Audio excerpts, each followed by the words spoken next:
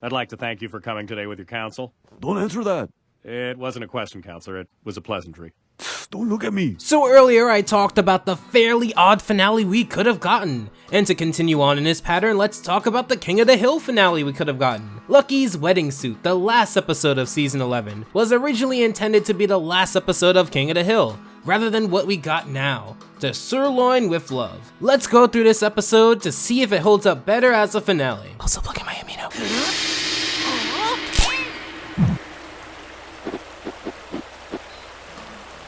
We start off with Bill having bed bugs. He doesn't really do much in this episode besides be infected, however, he isn't supposed to have such a great life or a great ending. You could make the counter argument that since in a meta sense, he's a main character in the show who people have grown fond of, to send him off just scratching himself isn't really ideal. Why does Bill itch so much? A bed bug epidemic, to which Dale, being a self-employed pest control man, is very happy about. There's a bed bug epidemic going on. I've got more work than I can handle, and my, shall we say, lack of competence creates a lot of repeat business. Self-aware Dale in this context, I'm not sure how much of a fan I am of it. In fact, there are a few people in this episode beyond Dale and Bill who are just written oddly, at least at the start. This episode takes place during Luann and Lucky's wedding, which gives you an idea of why the episode is named such way.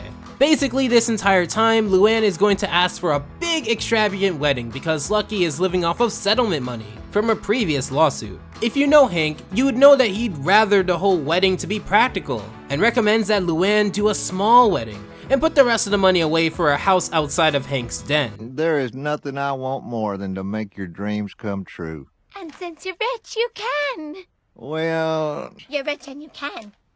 of course, baby girl. Throughout this episode, Luann would drop her supposed respect for Hank. They would always butt heads. Look at my Pygmalion review for a classic Luann doesn't listen to Hank episode. However, it wouldn't be to the levels shown in this episode. She does have episodes where she would wear Hank out or at least be shifty and underhanded with their disobedience, rather than outright disrespectful and blatantly pushing back. Now for this scene in particular, it really throws Luann's character under the bus and gives Lucky his big break to show his character beyond what we've seen. He makes an internal promise to give Luann anything she wants, even if that is something that appears to be out of bounds for now. Luann is a pregnant college dropout, marrying a 38-year-old snaggletooth slip-and-fall man. It is extremely likely that her wedding day is going to be the best day of her life. Some people would expect me to refute this statement and make it seem like what Peggy said is rude. No, I agree with her. Luann always seems to attract those who are not really looking out for her best interests at heart. So once she found the one person alive, at least, who can, she grasped onto that person and held on, even if that person can't provide much, and on occasion is too stubborn to tend to what she wants. Besides maybe her first kid, this might be her best moment in her life, her wedding, and there's not much more to say about that. Dale and Hank meet up at Strickland Propane, and Hank suggests that Dale should consider Lucky as a partner to meet up with the crazy demand because of the bedbugs epidemic. In the process, Con and Min fight over who's going to call Luann's backside fat. I wish I were joking. Now we get into the good stuff. Dale takes Hank's word and hires Lucky, giving him the rundown on what to do. They exchange banter before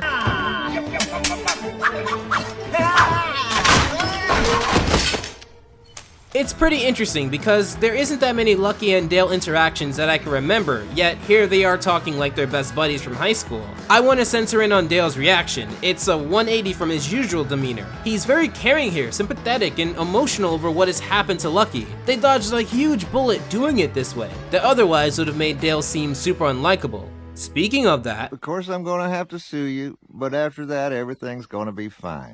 Okay, apologies for the fence sitting here, but I've heard both sides of the argument as far as where Lucky stands from King of the Hill fans. Because later, he'd say that his sole two reasons on suing Dale are, I can't work and you need your wedding. and I'm mixed here because while Lucky did legitimately get hurt and has all rights to sue Dale, especially because later on we'd learn that Dale was the one who built his own stairs, he's really only doing this because he's too lazy to get a job and for Luann's wedding. An extravagant one, mind you. This would take an even nastier turn on the latter, but this is one of those cases where the person is right legally and practically, but their intentions are still a little messed up. Add on to the fact that Lucky hasn't been able to say no to Luann yet in this episode, whereas in other episodes, he wouldn't have been able to say yes. All for the wedding, I suppose, and it being her best day, but to the point where you screw over other people? You're suffering from nausea, blackouts, vomiting? No more so than usual. I didn't hear that. I just heard nausea, blackouts, and vomiting. This lawyer is cold-hearted and as slimy as they come. Even when Lucky makes it clear that he prefers to not get greedy, both the lawyer and Luann don't seem to be in a rush to agree with this statement. This is why, while I don't agree with his intentions, I can still empathize with his character, and it makes him a well-rounded character to me. Where Luann fails in all of this, in her decisions, is because they're all funneled into a one-track mind. Basically, all of her actions boil down to, is this going to get me the best wedding that I can? It actually surprises me how Luann doesn't get much more heat than Peggy does in these later episodes. So we get into Dale panicking about being sued, as many people would do, and it leads into a really wholesome moment with Hank, where he sees getting insurance beforehand as a lot of work,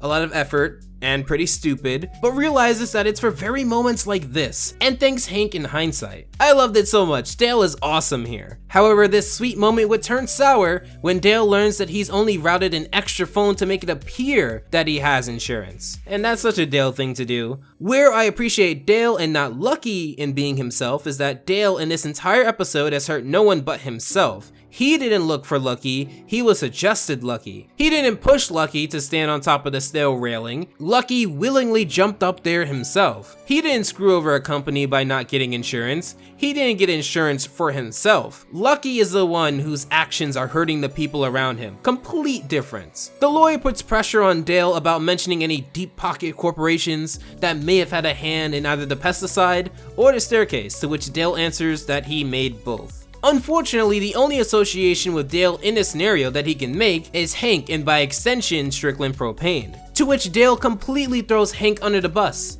I do have to say, before we get there, to add to an extra level of greed here, when Dale mentions that the house is the only thing that he has, Lucky apologizes that he has to make him go through this. But Luann, completely on the other side of the spectrum, on the opposite side, jumps out completely to take Dale's house from underneath him, just for a wedding. Say whatever you want about Dale, he has a family. He has people who he provides for. Mind you, this is not for a wedding, this is for penguins and 24 karat gold cake, and for famous celebrities to sing for them. Ruining a family. Again, not Luann's best look. And if you're wondering why I'm expressing so much concern here, is because if this was the finale, then this is the final impression of Luann towards everyone. Even though her usage in the show would be limited and repeated for one role really, to end her legacy like this would have soured my opinion of her dramatically. None of this would have happened if you hadn't persuaded me to hire Lucky. I'm getting my dream wedding.